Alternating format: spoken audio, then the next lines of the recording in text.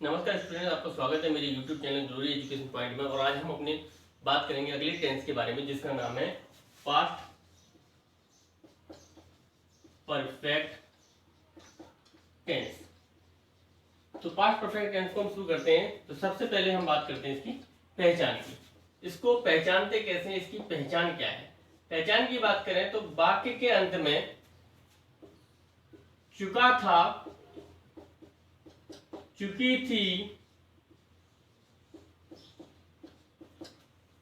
चुके थे, लिया था, दिया था, किया था, ली थी, दी थी, की थी,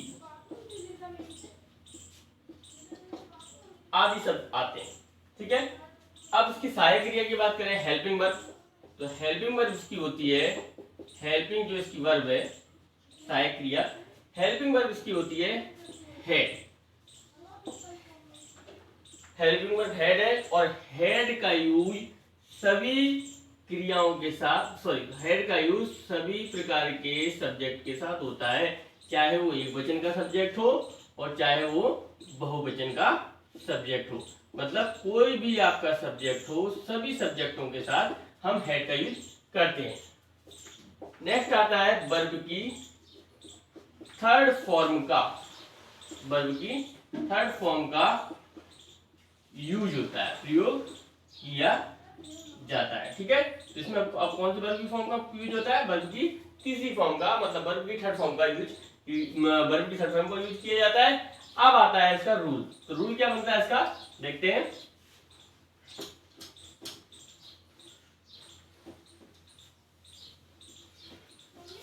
सबसे पहले आता है रूल।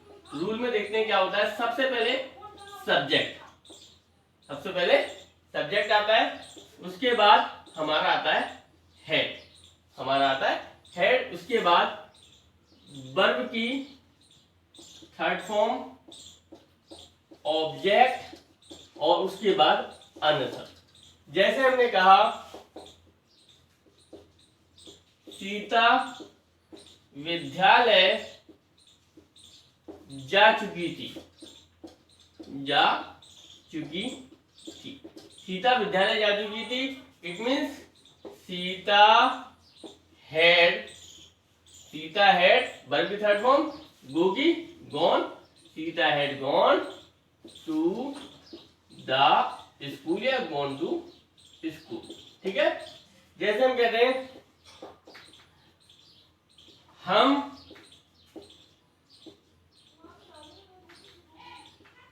हमने अपना काम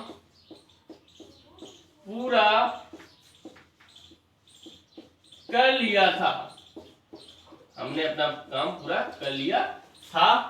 तो we had completed, we have completed, पूरा करना, कंप्लीट करना, we have completed our work, we have completed our work. तो इस तरीके से हमारे ये अफर्मेटिव सेंटेंस का पहला सूत्र बनता है। अब आता है हमारा निगेटिव। तो निगेटिव देखते हैं।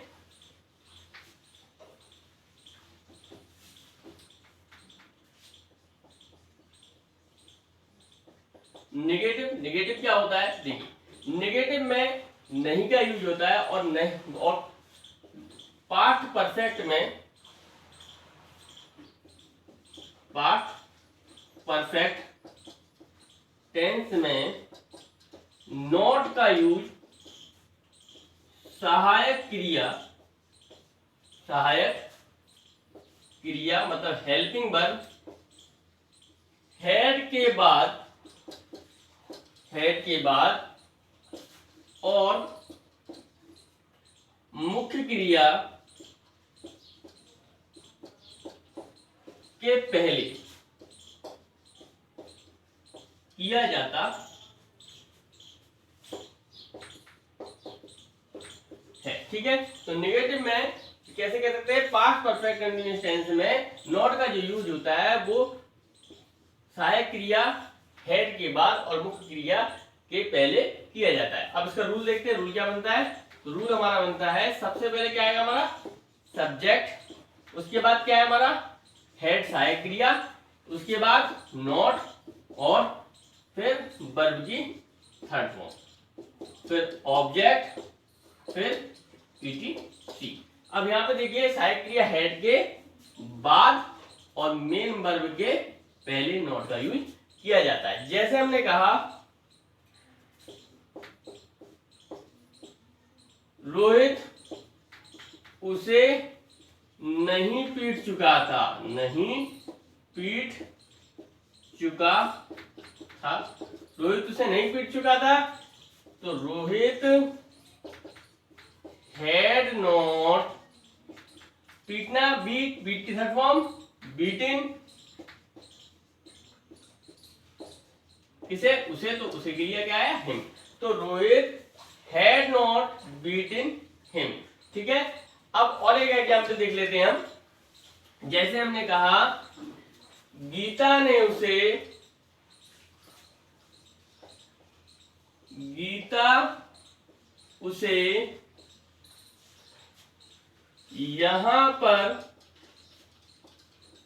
नहीं देख चुकी थी, नहीं देख चुकी थी,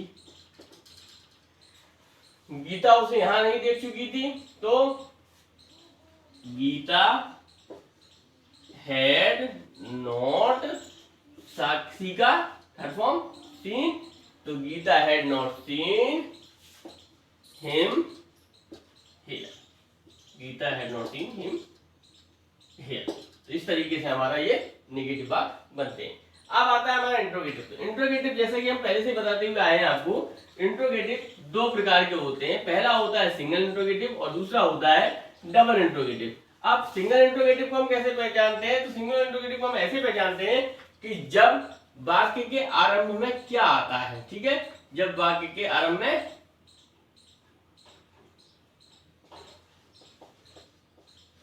इंट्रोगेटिव में पहला हम बनाते हैं सिंगल इंट्रोगेटिव। तो सिंगल इंट्रोगेटिव को हम कैसे पहचानते हैं, जब वाक्य के आरंभ में क्या आता है और उस क्या का संबंध किससे होता है, कर्ता से।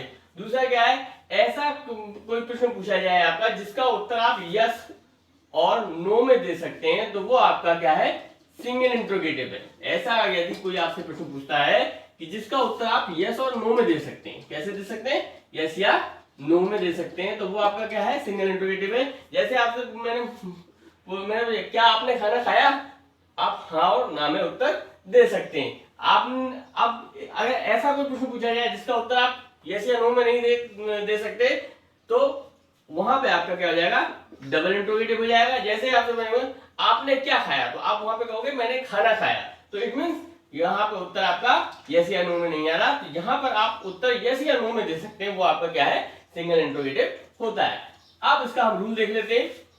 रूल क्या बनेगा इसका, सबसे पहले सहायक क्रिया हेड, उसके बाद हमारा सब्जेक्ट, उसके बाद यदि नॉट होता है तो, जैसे कि मैंने अभी आपको नेगेटिव वाले में नियम में लिखवाया था कि नॉट का यूज हेड के बाद और मेन वर्ब के पहले होता है। तो मेन वर्ब क्या है अपनी, वर्ब की थर्ड फॉर्म, तो वर्ब की थर्ड फॉर्म के जस्ट पहले है और इसके बाद में है, तो वर्ब की थर्ड फॉर्म हो गई। उसके बाद आपका क्या आता है, ऑब्जेक्ट, और उसके बाद आपका ईटीसी, और देन आपका आता है क्वेश्चन मार्क। जैसे आपने कहा क्या रमेश ने टीवी देख ली थी, क्या रमेश ने टीवी देख ली थी, तो रमेश टीवी देखना, वॉच करना, तो वॉच की थर्ड फॉर्म वाइड, तो हैड रमेश वाइड टीवी या टेलीविजन। क्या राम ने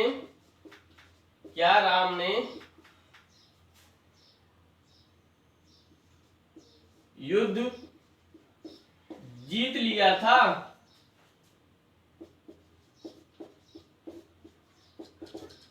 क्या राम ने युद्ध जीत लिया था, तो हैड राम विन की third form won, had Ram won the battle, had Ram win the battle. ठीक है, तो इस तरीके से हमारा ये सिंगल इंट्रोगेटिव बनता है। अब आता है हमारा डबल इंट्रोगेटिव। डबल इंट्रोगेटिव में हमने क्या बताया कि ऐसे प्रश्न पूछे जाते हैं जिनका उत्तर हम यस या नो में नहीं देते, और दूसरी चीज क्या, कब, क्यों, कहां, कैसे आदि प्रश्नवाचक वाक्य वाक्य के मध्य में आते हैं, और इनकी अंग्रेजी हम सबसे पहले लिखते हैं। तो सबसे पहले WH फैमिली मेंबर हमारे आते हैं, WH फैमिली मेंबर आ जाते हैं। उसके बाद हमारा आता है हेड, सहायक क्रिया हेड का यूज होता है। उसके बाद हमारा आता है सब्जेक्ट। उसके बाद यदि नॉट आता है, तो यदि नॉट दिया जाता है तो उसके बाद वर्ब की थर्ड फॉर्म, ऑब्जेक्ट और ETC, और लास्ट में हमारा क्वेश्चन मार्क। जैसे आपसे पूछा गया, देखते हैं, जैसे हमने लिखा वह कल क्या खा चुका था, क्या खा चुका था, वह कल क्या खा चुका था। इट मीन्स क्या का संबंध कहाँ है। अब क्या का उत्तर हम यस या नो में नहीं दे सकते, हमें यहां बताना होगा कि हमने क्या खाया। ठीक है, तो व्हाट WH मेंबर, उसके बाद आपका आएगा है। ठीक है, उसके बाद ही की वह की अंग्रेजी ही, तो व्हाट हैड ही ईट की थर्ड फॉर्म ईटिन, कल की अंग्रेजी यस्टरडे, तो व्हाट हैड ही ईटिन यस्टरडे। एक और उदाहरण देख लेते हैं, जैसे हम कहते हैं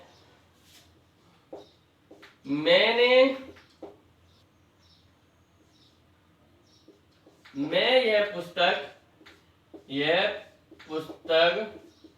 यह पुस्तक कब पढ़ चुका था, मैं यह पुस्तक कब पढ़ चुका था, तो कब की अंग्रेजी when, तो when had I read की क्या read की थर्ड फॉर्म क्या हो जाएगी read this book, तो इस तरीके से हमारे ये डबल इंट्रोगेटिव वाले वाक्य बनते हैं। अब हमारा अगला आता है who।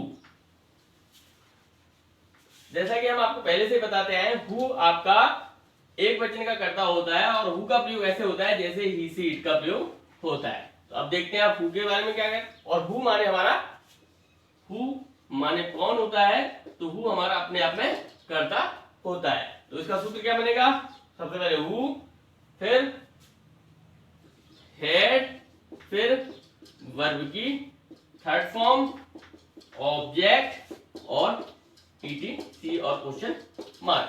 जैसे हमने कहा कौन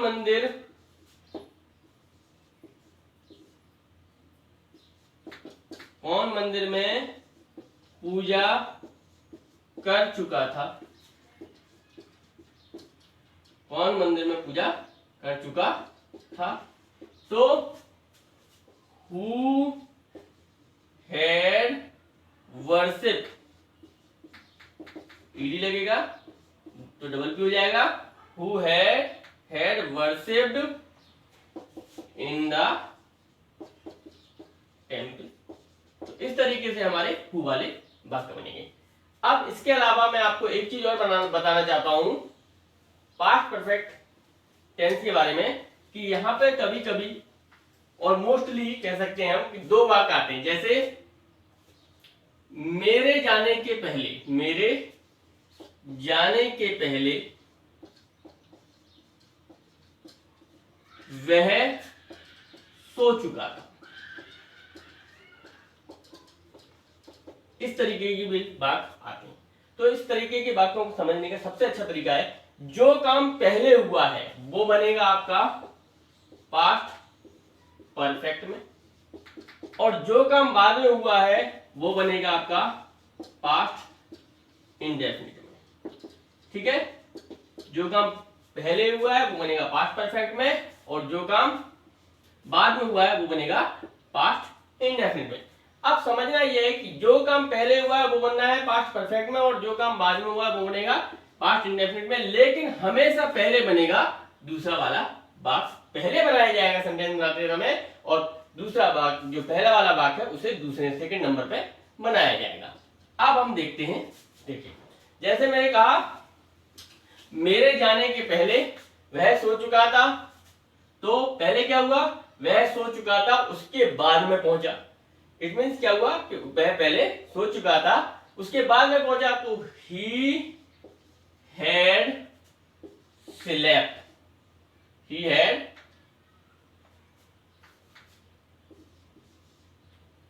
he had slept before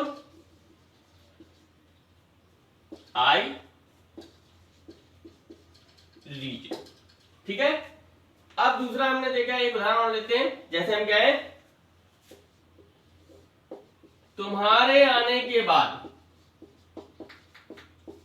तुम्हारे आने के बाद, तुम्हारे आने के बाद वह, तुम्हारे आने के बाद उसने खाना खाया, उसने खाना खाया। अब ये सेंटेंस आ गया। तो पहले काम क्या हुआ, तुम्हारे आने के बाद, पहले वो आया उसके बाद उसने खाना खाया। इट मींस ये आपका किसमें बनेगा, पास्ट इंडेफिनिट में, और ये किसमें बनेगा, पास्ट परफेक्ट में। अब लेकिन बनेगा पहले नंबर पे यही और सेकंड नंबर पे ये। तो उसने खाना खाया, पास्ट इंडेफिनिट में बनाना है he ate the food, he ate the food. बात क्या अंग्रेजी, after, he ate the food after you came, you had came, sorry you had come, you had come। तो इस तरीके से हमारे इस दिए वाले वाक्य बनेंगे। दोस्तों स्टूडेंट्स, आपको मेरा ये वीडियो पसंद आया हो तो चैनल को सब्सक्राइब करें, वीडियो को लाइक करें और कमेंट करना ना भूलें, और सब्सक्राइब जरूर करें ताकि मैं आपके लिए और अच्छे वीडियो ला सकूं। Thank you.